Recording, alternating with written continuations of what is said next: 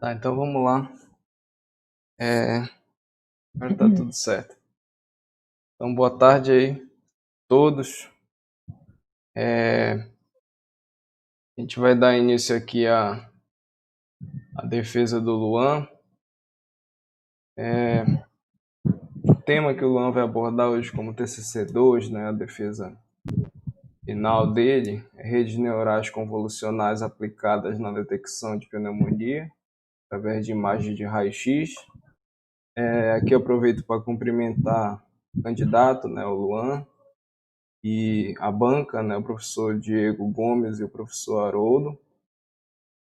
E Luan, você vai ficar à vontade aí, tem de 30 a 40 minutos, certo, para fazer a sua apresentação. Depois a gente passa para a fase de arguições, né, da banca.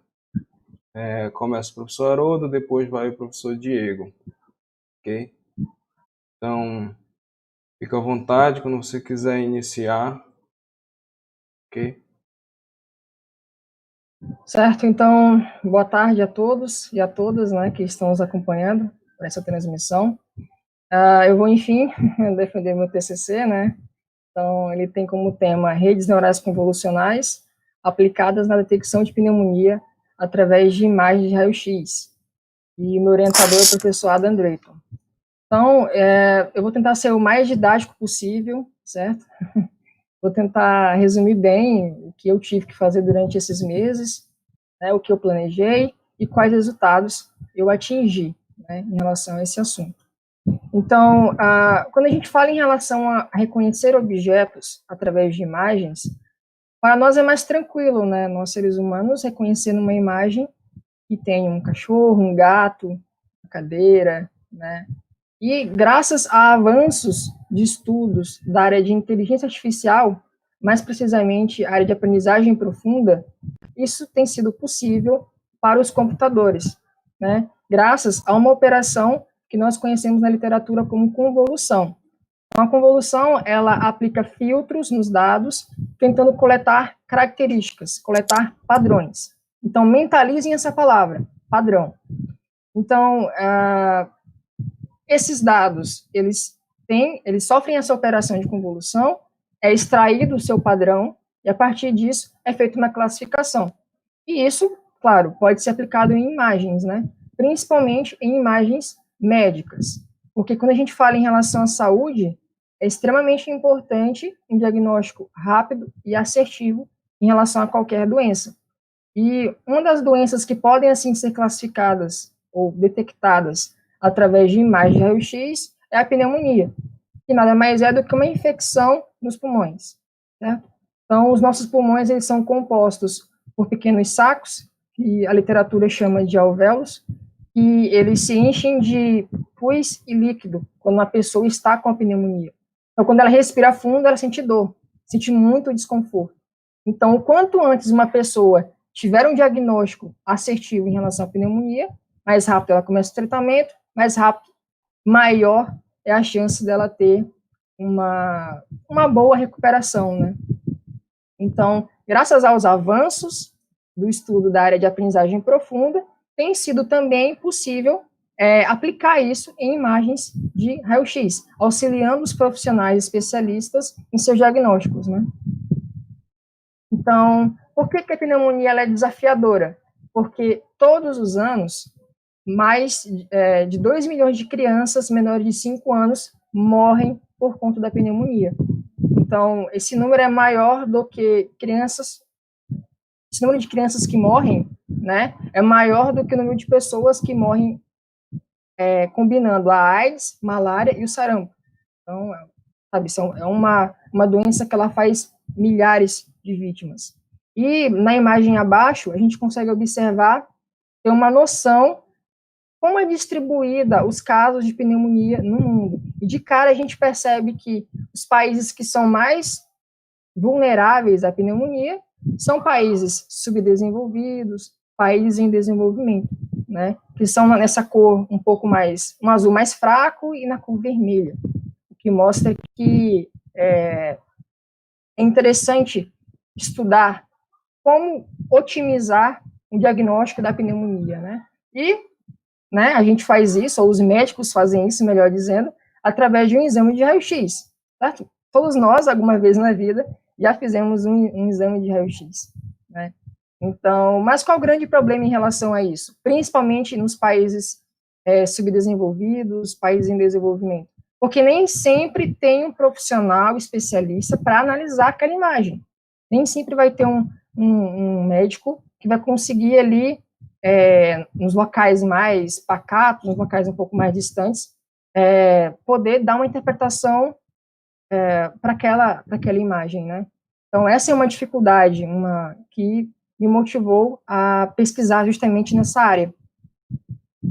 Outra dificuldade também é que a pneumonia é diagnosticada dessa forma, através de uma imagem raio-x, e a tuberculose também, e outras doenças. Então, elas têm características patológicas muito parecidas, o que dificulta para um médico, né, até mesmo para o médico dificulta o diagnóstico, quanto mais para um computador, porque ele precisa aliar duas coisas. A primeira, técnicas de processamento de imagens, e a segunda, né, técnicas de aprendizado de máquina, que eu vou explicar um pouquinho mais na frente o que vem a ser. Então, é um processo que ele é bastante complexo, o que mostra que não é nada fácil fazer esse tipo de abordagem, né? Mas, graças aos avanços, tem sido assim possível. Bom, então, o objetivo geral do meu TCC foi aplicar métodos baseados em aprendizagem profunda, utilizando redes neurais convolucionais para detectar pneumonia através de imagens de raio-x, né? E eu defini alguns objetivos específicos. O primeiro deles, realizar um estudo teórico acerca dessa área. O segundo, realizar o pré-processamento dos dados. Mais na frente eu vou explicar um pouco mais sobre isso. O terceiro objetivo, aplicar 3 arquiteturas de redes neurais convolucionais, porque assim, rede neural convolucional é o paradigma, é a ideia, é algo abstrato. Quando eu de fato codifico isso, ou construo isso, eu tenho uma arquitetura. Então, eu utilizei 3 arquiteturas e coletei os resultados, fiz uma análise qualitativa e quantitativa deles e vou apresentar hoje, né? Muito bem. Então, o que vem a ser um algoritmo de aprendizagem profunda, aprendizagem de máquina. Então, esses algoritmos, eles fazem uma abstração do nosso cérebro. Eles tentam simular o funcionamento do cérebro humano, né? Aprendendo por experiência. Então, existe um paradigma que a gente chama de neurônio artificial. Então, esse neurônio artificial, ele realiza o processamento de um dado e ele passa essa informação para outro neurônio artificial que está numa outra camada. Quando eu tenho vários neurônios em uma camada e várias camadas com vários neurônios, eu tenho um algoritmo ou uma rede neural profunda, com muitas camadas, né?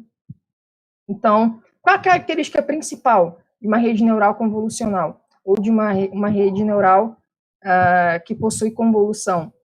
É que essas camadas que eu expliquei, elas extraem características e classificam os dados, né? Que elas estão assim aprendendo. Conforme a gente pode ver nessa imagem aqui, né? Então, uma rede neural convolucional, ela tem 3 tipos de camadas. A camada de convolução, que ela extrai as características, aprende os padrões, certo, das imagens. Nesse caso específico, ela vai aprender o padrão dessa imagem de entrada. Tem a camada de agrupamento, ou pooling, que ela vai resumir esses dados, certo? E a camada totalmente conectada é aquela que, de fato, vai dar um diagnóstico.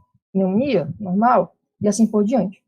Certo? Então, como eu expliquei, a primeira camada de uma rede neural convolucional é a camada convolucional, certo?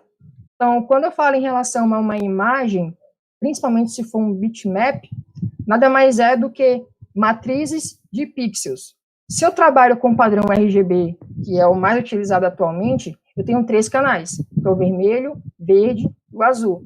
Então, esses filtros da camada convolucional, eles vão tateando essas matrizes, coletando os pontos mais marcantes, coletando as características, aprendendo os padrões. E esse output que vocês estão observando no GIF, ele é chamado de mapa de características, que é o resultado é o processamento, é o resultado do processamento da camada convolucional.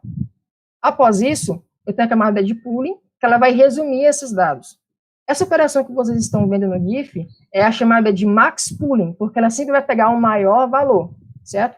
Buscando as características mais marcantes, a fim de aprender melhor os padrões, certo? E a camada totalmente conectada é aquela que, de fato, vai dar o diagnóstico, né? Vai classificar aquilo que está sendo aprendido. E, nesse caso específico, né, a imagem de entrada é um gato, e, ao final do processamento, né, esse é o resultado da saída. Certo? Então, como eu falei, rede neural convolucional é um paradigma, é uma ideia. Mas quando eu quero, de fato, construir isso, eu tenho uma arquitetura. Eu utilizei 3 arquiteturas, né? A VGG16, a ResNet 50 e a Inception V3. Então, o que muda entre cada uma dessas arquiteturas? A forma como as camadas são dispostas, como elas são organizadas. Essa é a primeira diferença. A segunda é o mecanismo de aprendizado. A VGG, que é essa que vocês estão vendo agora, essa arquitetura, ela não tem nenhum mecanismo extra que melhora o aprendizado. Ela tem as suas camadas muito bem organizadas, certo? E conseguem, assim, coletar os padrões e, no final, realizar uma classificação. A segunda arquitetura é a ResNet 50 camadas. Então, qual é a principal diferença dela para as outras? É que ela possui um mecanismo que evita que o aprendizado seja minimizado ou nulo, que é o que a gente chama de bloco residual, que ele pega o valor, um dado valor do aprendizado no momento e acrescenta ele mais na frente, evitando o que nós chamamos na literatura de explosão do gradiente. Uma tradução literal seria isso, né? Explosão do gradiente. Então, essa função identidade, ela evita que esse gradiente zere, otimizando o aprendizado e evitando o baixo aprendizado, certo? A terceira arquitetura, a Inception V3, ela também possui um mecanismo que melhora o aprendizado, né, que é o módulo Inception, e basicamente ele vai pegar os dados da camada anterior, distribuir por esses filtros, passar para a próxima camada. Então, esses filtros buscam coletar melhor as características da imagem, buscando melhorar, assim, o aprendizado, certo? Bom, em relação aos trabalhos correlatos, eu selecionei esses 3, que eu achei mais interessante.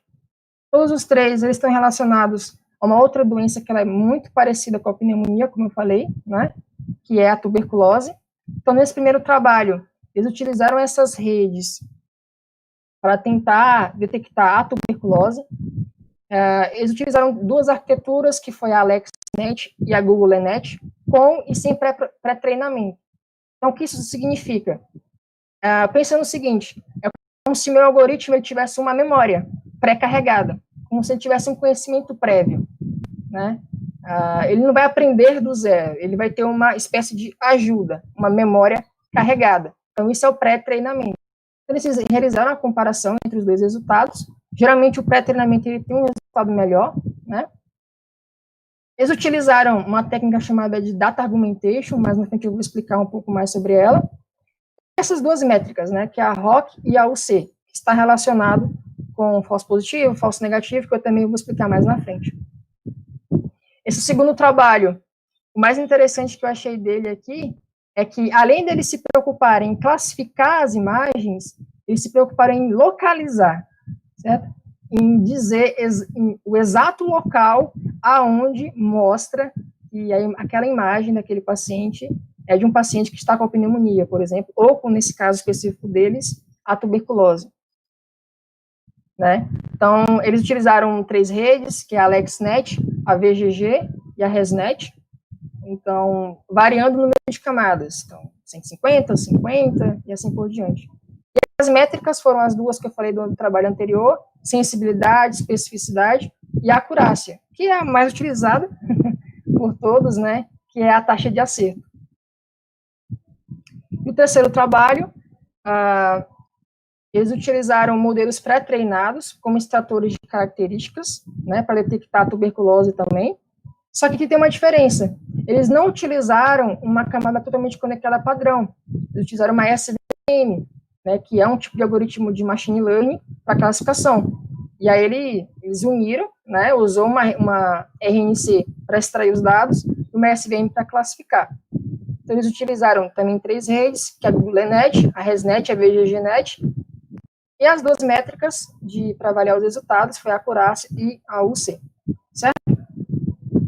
Muito bem, chegou a hora da verdade. O que foi que eu tive que fazer, de fato, para resolver esse problema?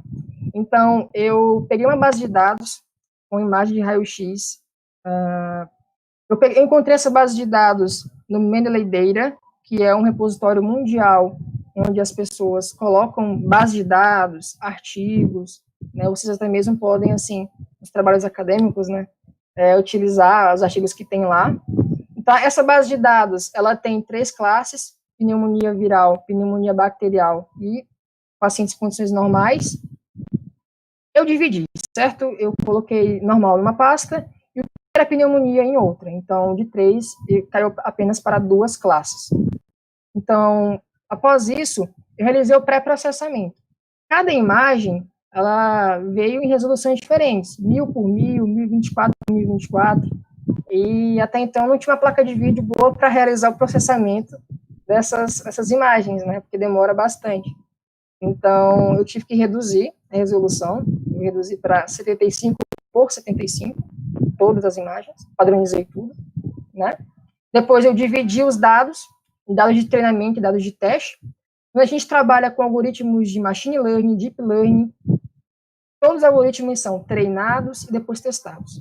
Então, 80% das imagens eu treinei as arquiteturas, girando os modelos, e os 20% eu testei. Depois realizei o processamento, certo, nas arquiteturas, e por fim, gerei assim os resultados. Eu codifiquei as arquiteturas utilizando Python, através das bibliotecas Keras e TensorFlow, e realizei o processamento das arquiteturas utilizando o Google Colab, né, que tem lá uma placa de vídeo que auxilia na hora do processamento. É um processamento mais rápido, né, do que por GPU, processador, né. Muito bem, então, como eu já havia explicado, então, são 3 exemplos de imagens da base de dados, certo? São 5.856 imagens do peito de crianças. Muito bem. Quando a gente trabalha com algoritmos de machine learning, deep learning, existe um problema que a gente chama de problema de generalização, ou overfitting. Isso significa, quando temos uma rede muito grande, uma rede que tem muitos neurônios artificiais, ela tem um viés de se viciar nos dados de treinamento. Isso vai significar para mim em dados brutos. Eu vou ter uma taxa de acerto de 90% no treinamento e de 40% no teste. Então, ou seja, muito ruim. Então, o meu algoritmo, a minha arquitetura, ela foi muito bem no treinamento e muito mal no teste. Ela se concentrou demais nas imagens do treinamento e não conseguiu generalizar para o teste, né? Então, esse é um problema que pode ser resolvido, e foi resolvido, através dessa técnica da fragmentation, que nada mais é do que gerar novas imagens, a partir de uma imagem, aplicando uma série de transformações, de rotação, translação e escala, conforme mostra nessa imagem que vocês estão vendo, né? Então, isso ajuda a rede a conseguir ter uma generalização melhor e não se viciar nos dados de treinamento. Bom, então, em relação à avaliação dos meus resultados, eu escolhi a matriz de confusão, que ela vai mostrar qual foi o desempenho das arquiteturas na etapa de teste, certo? A precisão, que nada mais é do que a capacidade do classificador de não classificar como positiva uma amostra que é negativa. Então, quanto maior a precisão, menos o algoritmo vai se confundir. O recall é a capacidade do meu classificador, do meu algoritmo, de achar todas as imagens na classe positiva ou da classe negativa. Então, quanto maior o recall, maior a probabilidade de eu acertar o máximo possível de imagens. A acurácia, taxa de acerto, e o F1 score é a média ponderada da precisão e do recall, certo? Então, aqui eu já expliquei em relação à base de dados, dividir em dados de treinamento e dados de teste, e reduzir a resolução para 75 por 75, né?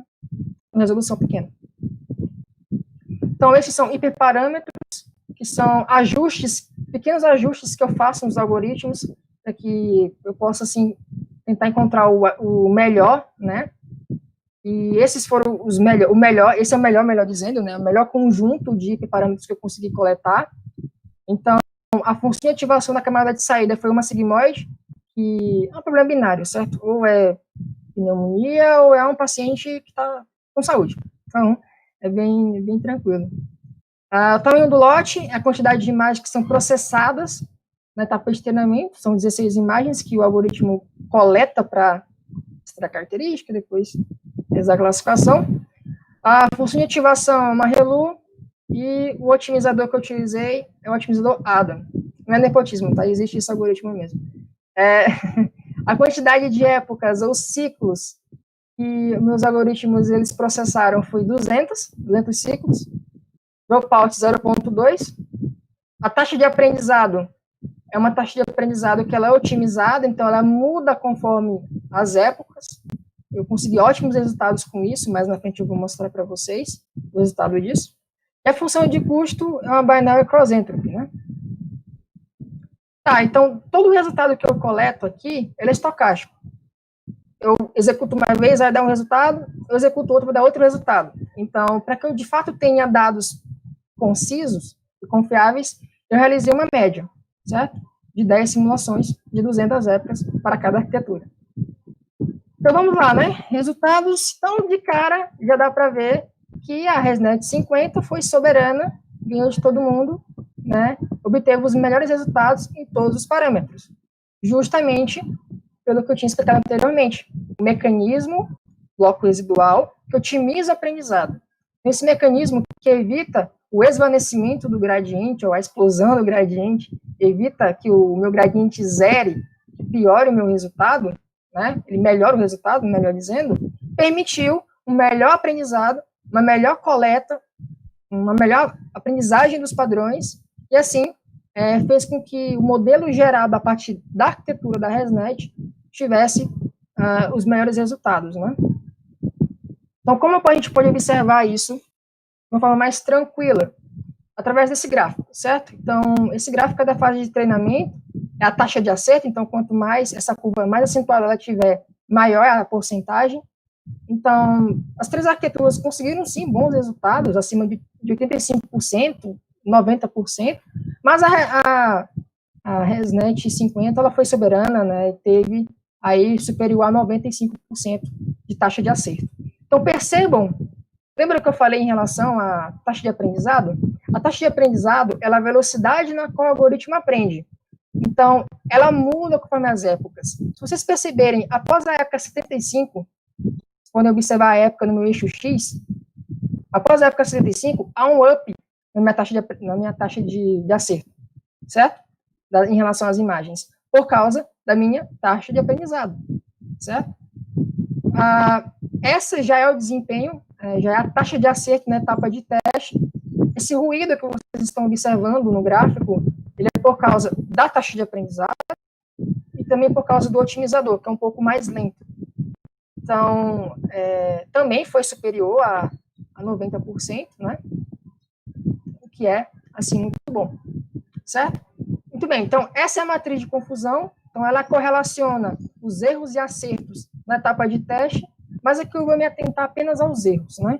Por quê? Porque eles são bastante perigosos, principalmente os erros falso-negativo. Por quê? Porque os erros falso-negativo são pacientes que estão com pneumonia, só que a rede classificou ele como estando em condição normal, que é muito perigoso, certo? Então, a VGG16 ela não conseguiu reduzir esse valor de 56, certo? Na média. Então, é algo que tem que ser visto com mais cuidado, né? Diferentemente da Inception V3, que ela minimizou o falso negativo, certo? Mas maximizou o falso positivo, que são pacientes em condições normais, mas que foram classificados com pneumonia, né? Que é um outro tipo de erro que também é um pouco perigoso, né? Pouco não, é perigoso. Então, é importante estar atento, né? Mas aí a ResNet, soberana, né, minimizou os dois erros, falso positivo, falso negativo, e maximizou os acertos, né? Mostrando, assim, que, de fato, o modelo gerado por essa arquitetura, ele é um modelo o mais confiável possível, né, dado esse nosso subconjunto. Certo? Então, como consideração final, como eu já havia mostrado anteriormente, a ResNet 50 teve um desempenho superior em relação às outras duas arquiteturas, pelo fato do seu mecanismo, que otimiza o aprendizado, que é o bloco residual, certo? Então, ela foi melhor em todas as métricas, reduziu o falso negativo, reduziu o falso positivo, né? Então, me gerou, assim, né, um modelo com um ótimo resultado. E como trabalho futuro, eu posso aplicar novas arquiteturas, como a VGG19, a Ception, DensiNet, Ception, ResNet e assim por diante, a fim de verificar se a ResNet continua sendo melhor ou se uma outra arquitetura pode, assim, ter um resultado melhor. Eu posso aumentar o número de classes, eu trabalhei apenas com 2 classes, posso trabalhar com 4, 10, 14, né? E tem um outro trabalho também que eu acho bastante interessante, é que a partir de uma mesma imagem, eu posso ter mais de uma doença, né? E essa base de dados, que está aí no último tópico, ela tem 15 classes, né? E tem imagens de pacientes lá que eles estão com 5 doenças ao mesmo tempo. E isso pode ser detectado através desses algoritmos, né? Então, esse é um possível trabalho futuro que pode sim ser aplicado a partir disso que eu já fiz, né? E em relação às produções científicas, ou os resultados que eu obtive com essa pesquisa, eu consegui publicar, junto com o professor Adam e alguns colegas de turma, o artigo base do TCC, no Congresso Brasileiro de Inteligência Computacional, no CEBIC, né? Também eu consegui publicar, saiu recentemente o aceite, né? E a publicação no International Journal of Innovative Computing Applications, né? Que é justamente esse TCC que eu apresentei é desse artigo, né? Por isso que quando vocês receberam um e-mail pela faculdade foi em inglês, porque eu estou defendendo esse artigo aqui, né? E tem esse terceiro artigo que ele, de fato, já foi aprovado, já mandei todo o artigo, já está em fase final de publicação, que ele já é uma evolução a mais, e já tem mais incrementos, né, do que os 2 artigos anteriores, né? Então, basicamente é isso, né? Eu espero, assim, ter conseguido resumir bem meu trabalho, e, enfim, é isso.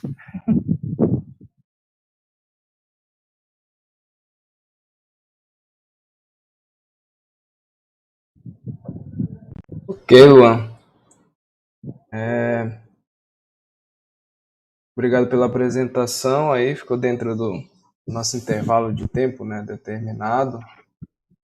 E, assim, vou passar agora a palavra para a banca, né, para fazer a arguição com você.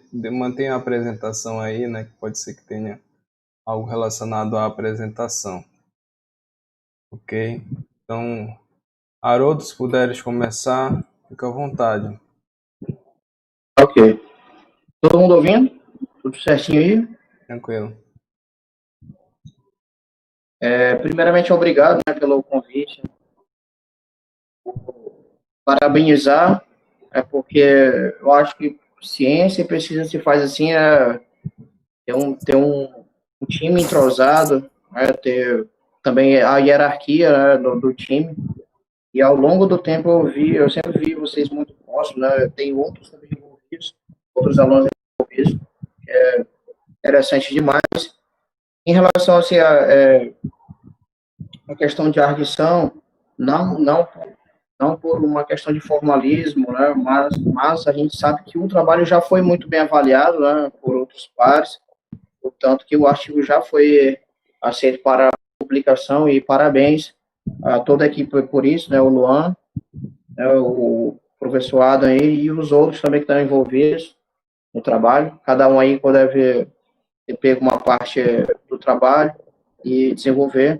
Parabéns pelo TCC, pelo trabalho, né, algo maior do que isso, até maior do que o TCC, que é a ciência macro, né, de forma macro.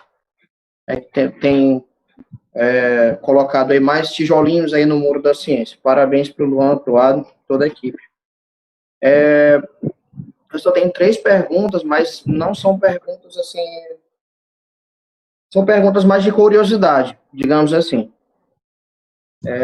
Em relação à questão gramatical,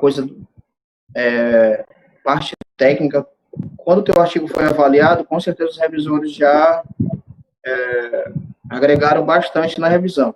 Eu tenho 3 perguntas, assim. A primeira, que é um pouquinho aqui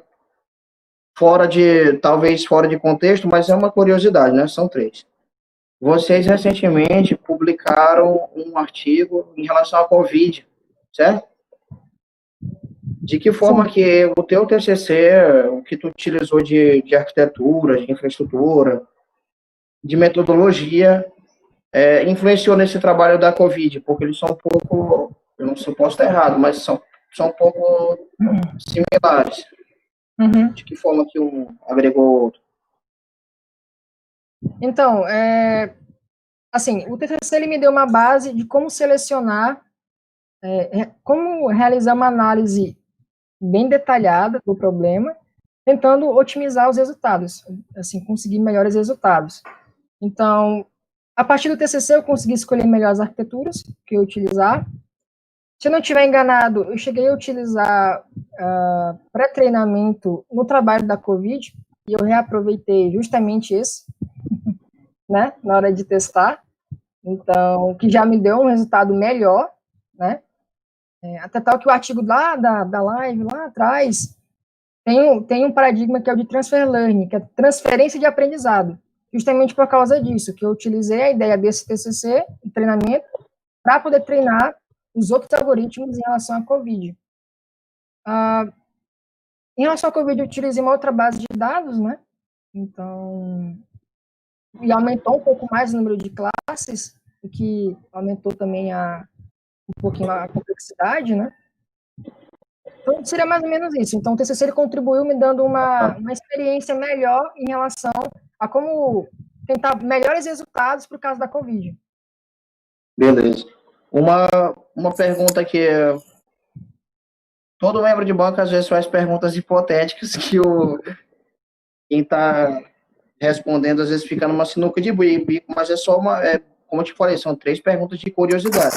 Se tu tivesse mais infraestrutura para os teus experimentos, o que tu faria? Se tu ia implementar uma outra arquitetura, um outro método, o que tu talvez fizesse assim? Então, eu iria utilizar mais imagens e tentaria a abordagem de localização. Eu acho que a abordagem de localização também é interessante. É justamente daquele segundo trabalho correlato que eu disse, né, que, se eu não estiver enganado, nesse artigo... O segundo trabalho, no caso, que tu destacou mais? Isso, deixa eu só achar aqui. Esse bem aqui. Não, tá aqui. Esse aqui. Então, eles utilizam mapas de calor para conseguir localizar a normalidade na imagem. Então, isso requer um baita poder de processamento, né? E também tem a questão dos trabalhos futuros, é justamente desse terceiro tópico, que essa base de dados que eu apresentei, ela tem mais de 100 mil imagens. Então, é muita imagem para processar. E no Google Colab tem um tempo de sessão, que até às vezes, nesse TCC mesmo, se eu colocasse muitas épocas, a sessão era cortada, né? Tinha muito mundo usando lá e eles taxavam a minha GPU, né? Então, acaba que nós preferimos, né, eu e o Ada, fazer dessa forma, mas, enfim, teria outras coisas também que poderiam surgir no decorrer do tempo, que é mais tentativas e erros, né? Beleza. E a última, que também, mais uma vez, é curiosidade, não sei se vocês chegaram a ver algo do tipo. Inclusive, foi uma pergunta que o Adam fez para mim na minha qualificação. Vocês chegaram a testar filtro em imagem? Talvez o Diego fosse fazer essa pergunta, não sei, para ver se o resultado fosse diferente, tipo um filtro para aumentar o contraste, algo do tipo. Mas você fala em relação a, sei lá, um outro algoritmo Tipo, para porque extrair vocês características? trabalharam com pré-processamento, aí eu não sei, né? Sim, Algum filtro sim. aí no dataset, não, né? Nas imagens? Olha, acabei de lembrar que lá no pré-projeto eu tinha colocado que, assim, quando eu fiz o pré-processamento, além dessa questão da tag augmentation, tinha outros parâmetros também, que além do flip horizontal, flip vertical, tinha um parâmetro lá que era, acho que era para embranquecer a imagem. Eu tenho um termo que eu esqueci agora, mas é embranquecer a imagem. Então, tem algumas imagens que elas eram embranquecidas, né? Então, através do método do Keras, eu conseguia fazer isso. Esbranquecer a imagem, gerar uma nova imagem dessa forma, né? Mas, de fato, aplicar um filtro em específico, nós não chegamos a pensar nisso. Beleza, tranquilo. Então, para mim tá suficiente. Parabéns mais uma vez pelo trabalho, parabéns, Adam, pela orientação. O trabalho de vocês já foi muito bem assim, reconhecido, já está sendo aceito em outro evento, né, outra revista. Então, parabéns, Luan. É isso. Obrigado. Obrigado, Haroldo, pelos comentários. Diego, fica à vontade. Passo a palavra para você fazer a arguição com o Luan. Olá, boa tarde, pessoal, tudo bem? Boa tarde. Tá me escutando? Tô vendo. Ah, beleza, tranquilo. Rapidinho antes de entrar, né, na minha fala, eu acho que, em geral, quando se trata com imagem de raio-x, parâmetros que é possível você modificar, às vezes até já na aquisição do raio-x, né, na etapa de processamento do equipamento de raio-x, é o gama. É um processamento não linear que tu aplica ali sobre a imagem e, de fato, ele pode tornar ela um pouco mais clara, um pouco mais escura, e autofacilita algumas coisas mais evidentes. Tá, poderia ser uma opção, né, de processamento de imagem. Mas aí vamos entrar aí na tua avaliação, Luan. Primeira coisa, eu gostaria de elogiar bastante o teu trabalho, Luan. Vendo o nível de maturidade que tu me apresentou aqui, a própria forma como tu fala, como tu apresentas, tu é bastante didático, tu tens uma oratória excelente. Isso ajuda muito a você passar a sua ideia, né, e manter a atenção na tua apresentação. Então, logo de cara, sobre a tua apresentação, eu só tenho elogios. O teu trabalho, eu lembro que eu conheci um dos primeiros trabalhos teus, mas foi no ano passado, né, lá na feira de iniciação científica, em que, assim, de forma bem ímpar, eu vi uma apresentação de um aluno que naquele momento não era bolsista, mas que acabou apresentando os melhores trabalhos, pelo menos na minha visão. Fiquei, de fato, deslumbrado com o nível de maturidade que tu já apresentava naquele momento, em relação a essa pesquisa. E eu posso ver como a tua pesquisa, né, ela evoluiu e melhorou de lá para cá. Então, novamente, muito mais louros, né, no trabalho que tu acabou resolvendo. Você, é claro, e o seu orientador, nós conhecemos aí também a competência do professor Adam nessa área, né, tanto no conhecimento que ele detém, quanto na capacidade de orientar os seus alunos. Eu vou te falar uma coisa, Luan. Numa situação como essa, eu acho muito importante, porque vendo um aluno tão empenhado e, claro, também é competente, e um orientador com as mesmas características, só que mais experiente, eu vejo isso como uma oportunidade excelente para aprender. Então, tem umas perguntas aqui que são mais relacionadas a dúvidas que eu tenho, não só sobre o trabalho, sobre outras coisas. Então, no final das contas, vai continuar tudo sendo relacionado ao trabalho. Só começar aqui. Sobre uma parte assim, mais de desenvolvimento, né? Como é que tu consegue, utilizando o Colab, transferir através de arquivos para o teu Google Drive o que ficou armazenado na arquitetura de rede? Bom, então, o Colab ele disponibiliza um notebook, né, na qual eu consigo executar scripts em Python, e existe uma autenticação que eu consigo fazer para o meu Google Drive. Então, eu autentico, gero um hashzinho lá, né? Depois que eu coloco minha senha, tudo direitinho, o Colab não deixa eu ter acesso ao Drive sem autenticar. Então, eu faço autenticação, copio o código, jogo no Colab, e a partir disso, eu tenho acesso à minha raiz do Drive.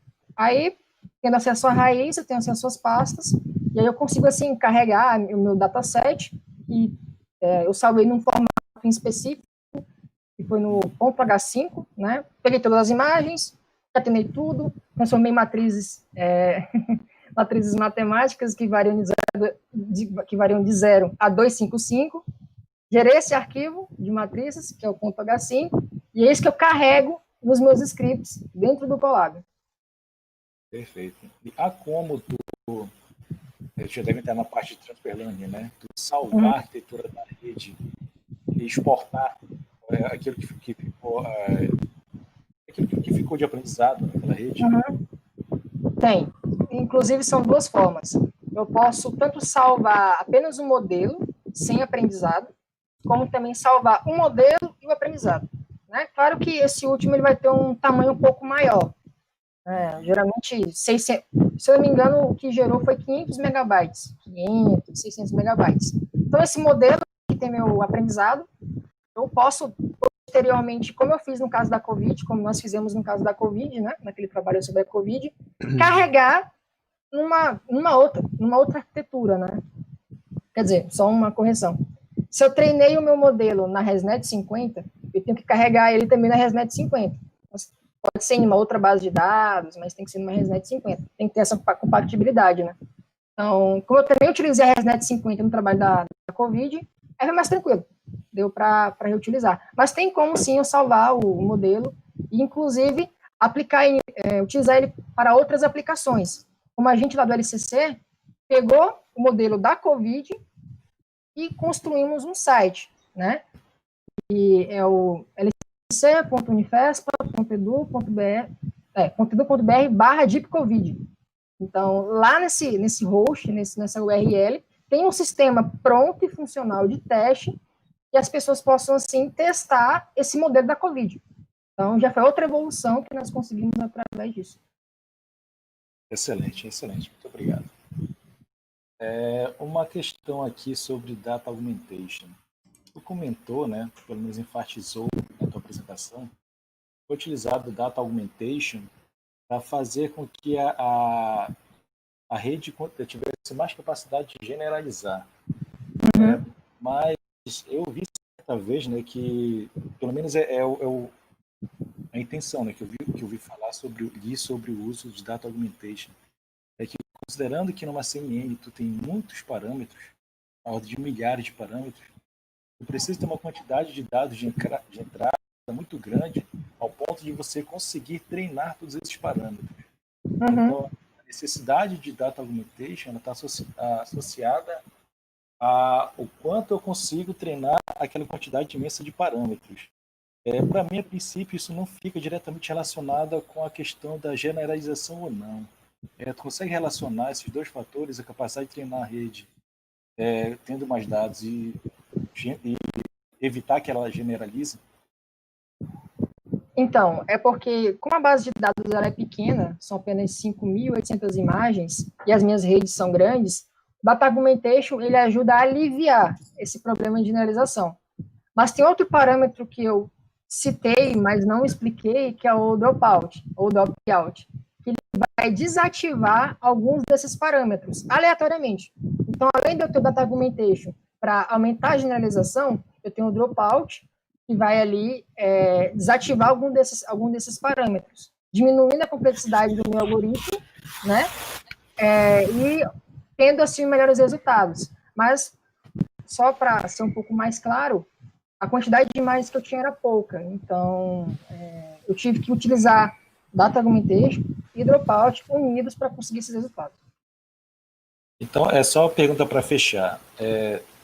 Quando eu aplico o Data Augmentation, eu aumento o poder de generalização ou diminuo o poder de generalização? Você aumenta a generalização. Então, porque o subset de treinamento ele é diferente do subset de teste. No teste, são imagens que a rede não viu. Ela só vai classificar de acordo com os padrões que ela aprendeu no subset de treinamento. Então, se ela for muito específica, se ela ficar vidrada nos dados de treinamento, ela vai muito mal no teste. Então, essa questão essas transformações é justamente para que ela não se vicie nesses dados. Tá ótimo, tá ótimo. Obrigado. Deixa eu passar então aqui.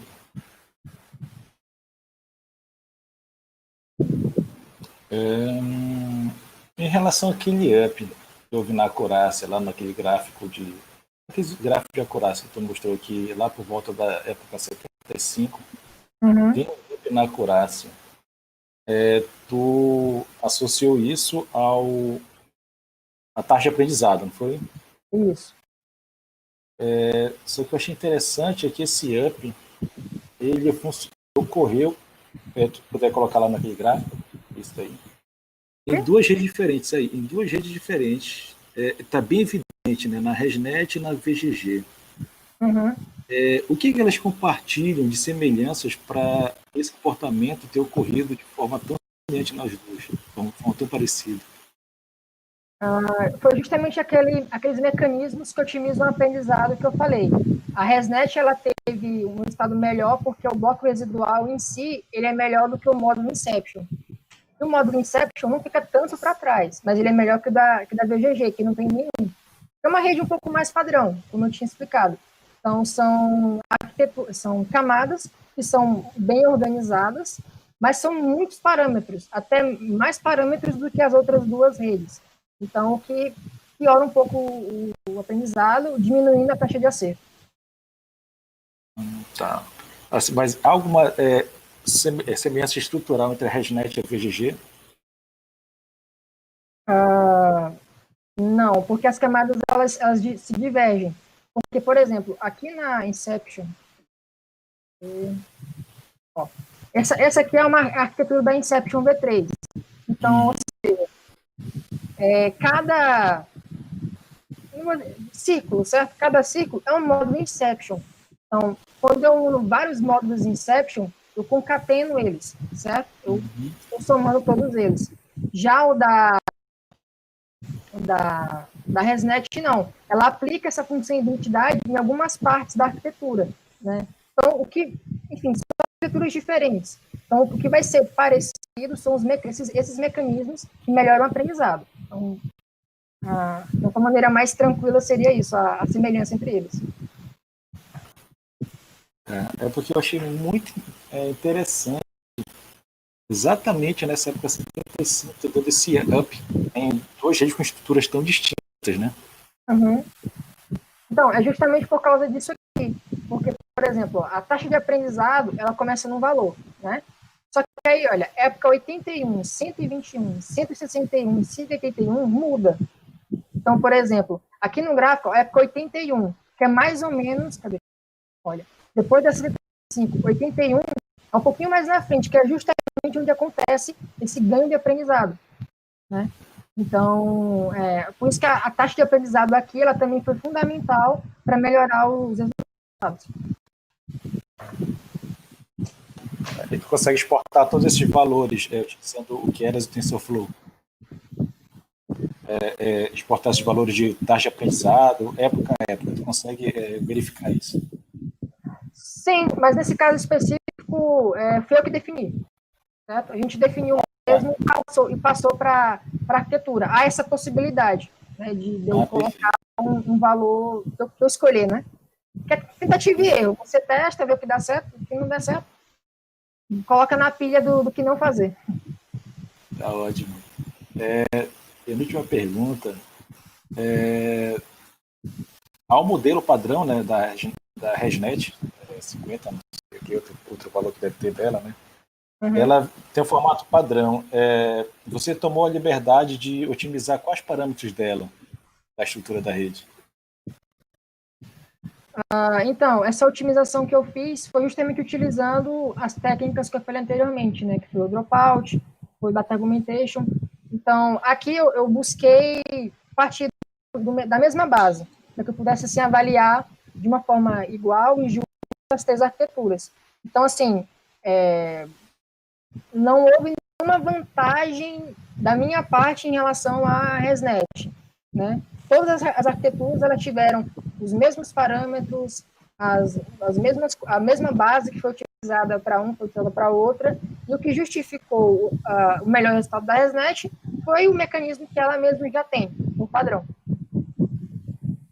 Que é o bloco residual. Bloco residual, né? Essa era a última pergunta. Gostaria só que tu me reexplicasse como é que funciona o bloco residual. Então, o bloco residual, ele evita uma situação que nós conhecemos na literatura como explosão do gradiente, né? Então, o gradiente é aquele parâmetro que mede, para mim, a diferença entre o que eu estou aprendendo e entre a verdade, certo? Quanto menor esse valor, mais a gente está aprendendo. Só que se o gradiente ele zerar, eu não vou ter nenhum aprendizado a mais. Eu não vou conseguir dar um up, certo? No meu aprendizado. Então, esse bloco residual, através da função identidade, ele pega o valor desse X num dado momento e acrescenta ele mais na frente, evitando que o valor ele fique estático, talvez evitando que a função fique sempre com o mesmo valor, época após época, e evitando que zere. Então, a ideia genérica e bem geral em relação ao bloco residual é isso. Ele aplica essa função identidade, evitando que o meu gradiente zere. Isso é feito na parte forward do treinamento? Na parte de ida do treinamento ou na parte de volta com o back? Ida. Na ida, né? Na ida. Tá ótimo, Luan. Cara, muito obrigado. Para mim foi uma experiência maravilhosa, né? Poder tirar essas dúvidas aí contigo. E, meu amigo, só tenho te desejar coisas boas para a vida. Tu serás um ótimo profissional, tá bom? E pizzas para depois. Grande abraço. Abraço.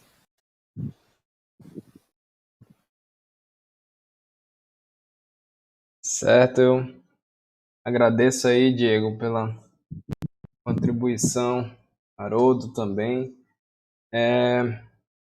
Eu vou fazer alguns comentários aqui. Eu acho que a minha câmera está travando um pouco. O Haroldo está aparecendo bem aqui para mim, mas minha câmera está travando, né? Eu vou tirar a câmera aqui para poder falar direitinho. Então, né? Primeiro da ordem técnica. Não, tu aparece, eu tiro a minha. Primeiro da ordem técnica, depois eu falo um pouco da orientação do Luana.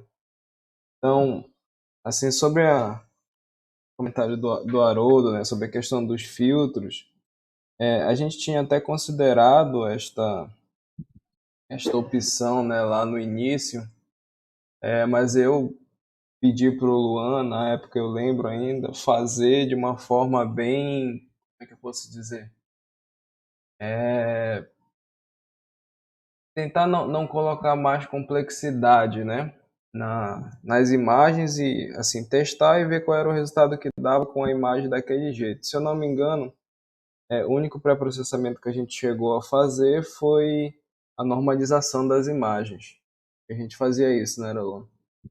Mas filtro não. Tinha uma transformação que era feita na fase de data augmentation, que era,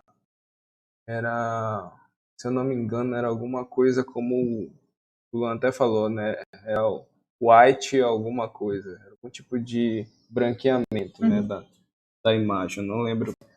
Era white algum filter, alguma coisa nesse sentido.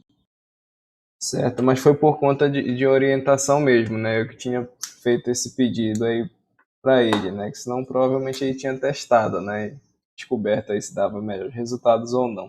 Pode ser um trabalho futuro, né? Deixa eu ver o que mais eu anotei. Sobre o app no gráfico que o Luan mostrou, realmente é devido à taxa de aprendizado. Essas redes elas compartilham algumas partes semelhantes, assim como os filtros, né? Que tem aqueles que são chamados de campos receptivos, aí às vezes eles têm as mesmas dimensões, né? 3x3, 2x2, mas também é só, né? Que eles compartilham, né? Não compartilham muita coisa, né? Como o Luan falou. A única coisa que eu acho interessante, né, mencionar aí na forma de complemento ao que o Luan falou, é que o que a gente esperava, né, o comportamento que a gente esperava, o problema de treinamento de uma rede neural é um problema de busca, né? Está buscando ali minimizar um erro de aprendizado. Então, o que a gente fez com essa taxa era para tentar obter alguma coisa no sentido de eu começo com uma taxa de aprendizado em determinado valor, então é como se eu estivesse acelerando o algoritmo, né, para fazer a busca. Depois eu vou reduzindo esse passo do algoritmo, imaginando que ele está chegando ali numa região em que ele está próximo do mínimo global, alguma coisa, né, nesse sentido. Então eu começo bem acelerado e depois eu vou reduzindo o algoritmo nessa busca. Então é por isso que tem aquele salto, né, e depois começa a convergir o gráfico. É por conta disso, né, como se eu tivesse chegado ali num mínimo global. Não cheguei exatamente nele, mas eu estou aos arredores, né? Aí eu fico, o algoritmo praticamente converge, né? Ok, a questão do data augmentation, a gente fazia essa parte de gerar dados em cada época, né? Em cada época o que a gente pegava não era a base original e pegava 16 imagens, né? Gerava essas 16 imagens. Então acho que no nosso caso, o principal benefício, né, que trouxe o Data Augmentation para a gente foi de fato não ter overfitting, né? Assim, ter essa questão da generalidade, né, mais apurada no nosso caso. Então, quando a gente aplica essa técnica de geração de dados, é como se eu estivesse criando um espectro maior, né, de possibilidades. Então, quanto mais imagens eu tiver, mais imagens diferentes, meu algoritmo aprende mais e depois, quando ele pegar um novo dataset, né, para fazer a classificação, ele consegue generalizar bem. Seria essa a ideia, né? Então, acho que da ordem técnica é isso. Eu estou aqui falando só mesmo realmente para complementar o Luan. Acho que ele foi muito bem nas respostas às arguições da banca. Sobre a parte da orientação, assim, eu assim,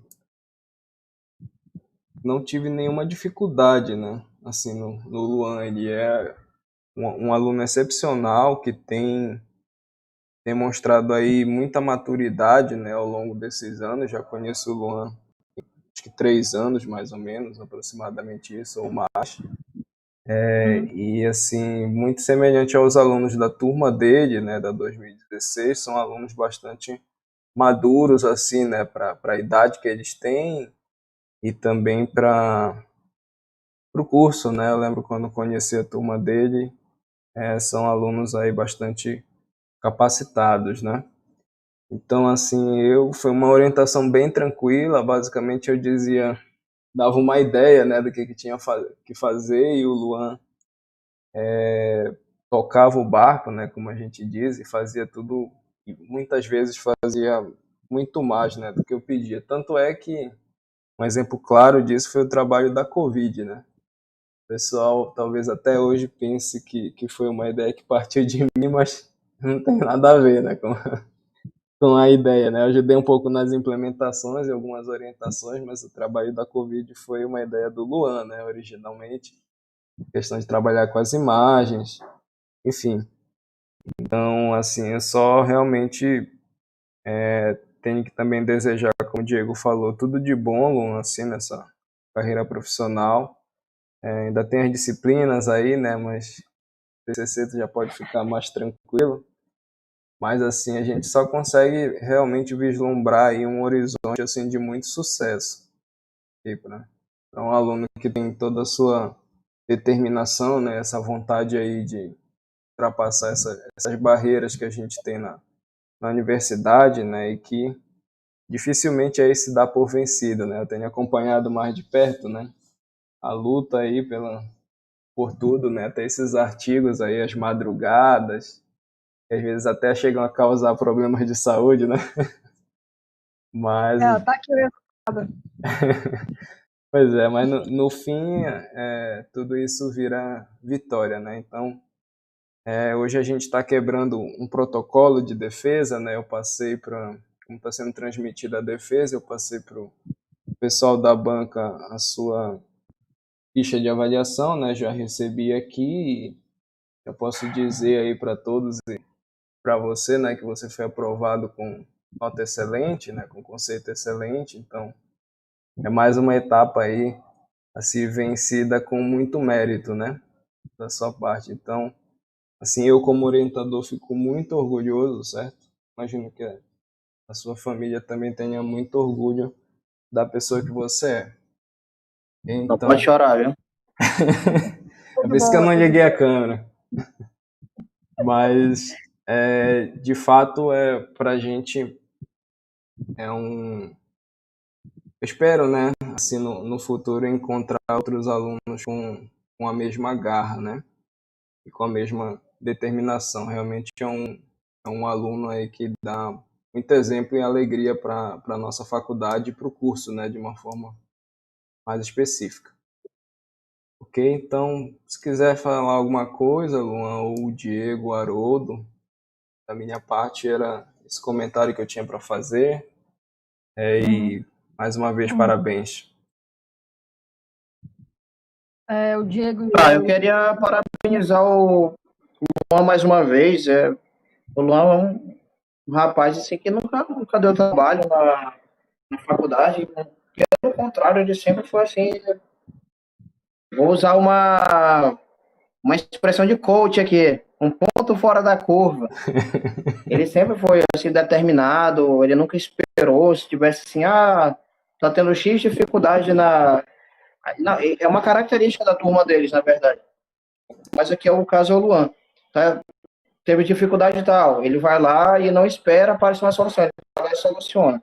Eu não tenho nenhuma dúvida que o Luan vai ser um ótimo profissional. Não tenho dúvida nenhuma. E eu quero te desejar boa sorte nessa caminhada aí, e aqui em Casa Zonete. Sucesso aí na tua trajetória e muita sorte aí. E você é um cara de ouro. Parabéns mais uma vez ao Adam também, aí, que te orientou. É um cara que sempre estende a mão, o Adam. É um cara, assim, é amigo, não tem hora. Se tu falar com ele, tu já deve ter feito muito isso, né? Se eu fiz, tu também deve ter feito. Ele é 11 técnico, horas da noite, tu manda um WhatsApp pro Adam, me ajuda com isso aqui. Do nada, ele aparece lá. Então, ainda bem que o mundo tem pessoas assim. Então, mais uma vez, parabéns e boa sorte na tua trajetória. Eu sei que tu vai se dar muito bem. obrigado. E Diego? Cara. Vamos reparabenizar, porque merece, pô. Obrigado. Não foi teu professor, cara, mas eu te garanto, se eu tivesse sido professor, eu teria tentado te desviar do caminho de próxima ensinagem. Mas tu tá ainda no caminho bom, tu pode ficar tranquilo. Todas essas qualidades que o pessoal exalta aí, tudo que eu vi, do que tu fez e tudo que tu produziu, eu posso ter certeza, né, que são todas bem verdadeiras. Eu lembro muito, né, do que o meu orientador me falou numa das várias reuniões que nós tínhamos, né? Ele sempre tem muito contato, né, com pessoas do mundo todo e de grandes administradores, das melhores empresas de imaginar.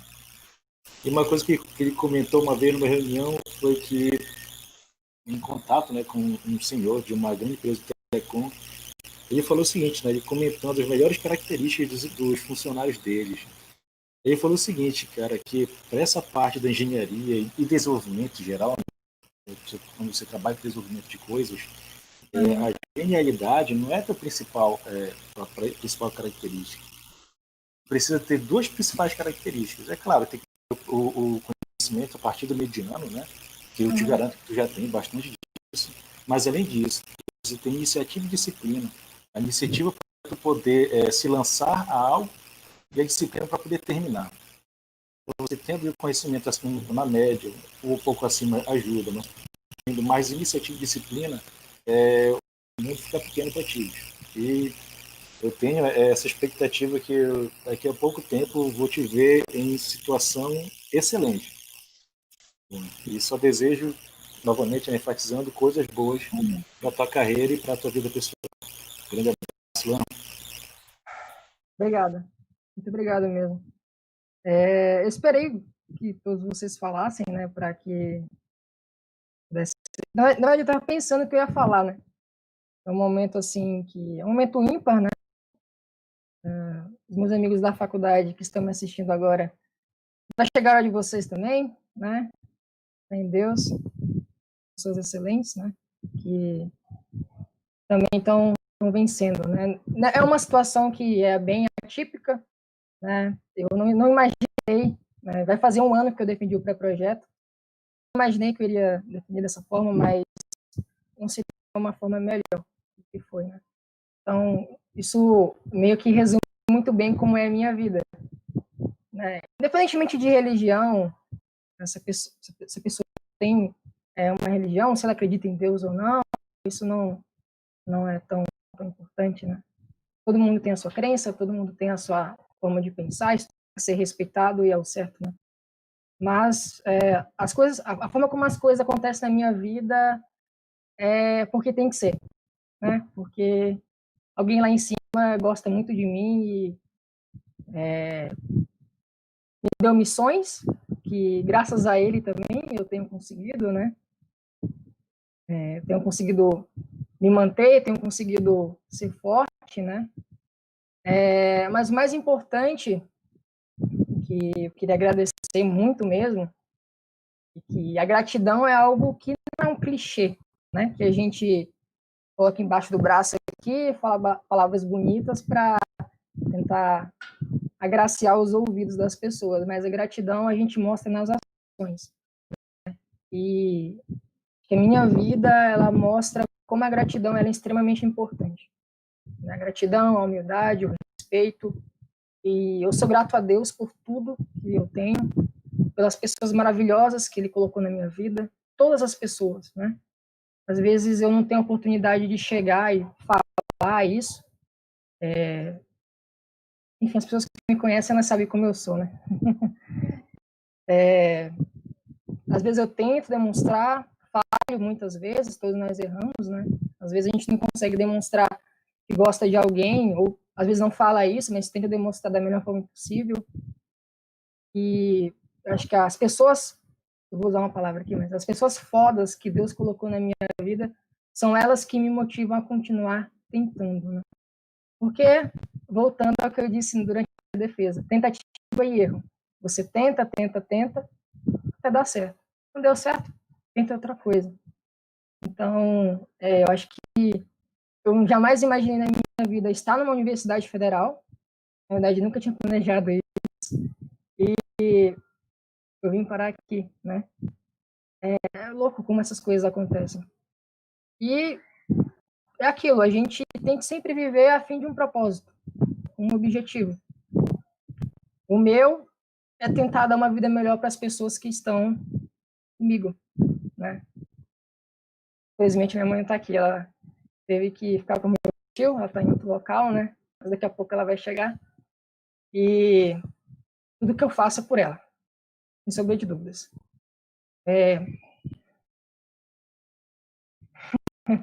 Então, sem ela, eu não estaria vivo. Então, não tem outro motivo, né?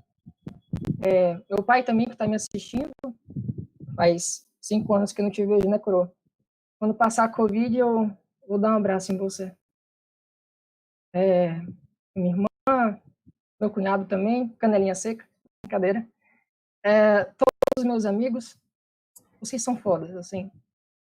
Ver como vocês vencem a vida de vocês, como vocês seguem no caminho de vocês, me motiva também a seguir no meu. E eu não sou uma pessoa muito conhecida, mas graças a Deus tenho muitos amigos. E isso eu sou grato todos os dias. Acho que eu espero continuar ainda demonstrando essa gratidão, né, que é extremamente importante. Agradecer também ao professor Adam, que aceitou me orientar, né, porque sem a ajuda dele eu não teria conseguido. Acho que falei, né? As coisas acontecem como tem que acontecer, como Deus abençoa e faz acontecer. É mais ou menos por aí. Agradecer também à banca, excelentes profissionais, excelentes professores que deram um pouco do seu tempo para vir até aqui, avaliar o trabalho, dar suas sugestões. Confesso que eu fiquei um pouco com medo das perguntas, porque, enfim, eu fico com medo mesmo. Quem me conhece sabe que eu sou ansiosa. Né? Então, agradeço a todo mundo mesmo, de verdade. E, enfim, acho que, para finalizar, a forma como eu cheguei até aqui mostra que não importa se você tem diploma, não importa o que você tenha, mas faça tudo pelas pessoas que dependem de você. Faça pelas pessoas que você ama. Às vezes você não precisa ter dinheiro, às vezes ter um diploma, mas tudo bem se você tem, mas se você está com as pessoas que você realmente ama, você tem tudo. Então, fica o meu muito obrigado a todos.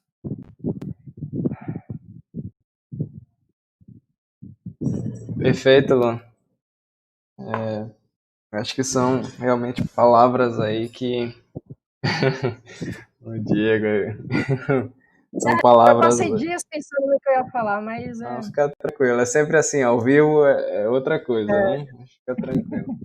Então a gente encerra por aqui. Eu agradeço a presença aí do Haroldo e do Diego, né? Uma sexta aí, 6h20, né? Da noite. O Luan também, agradeço a presença e todo mundo que está assistindo, né? Também agradeço aí a audiência, né, de vocês. Então, a gente encerra por aqui. Parabéns mais uma vez, Luan. Tudo de bom aí. Até obrigado. mais, pessoal. Boa Eu só ia noite. falar que a pizza de alface eu financio, tá, Haroldo e Diego? Eles vão esperar, tá gravado aí, né? Tchau, gente. Fique com Deus aí. Cuidado com o coronavírus. Mas, pessoal, boa noite. Tchau, tchau. Até mais.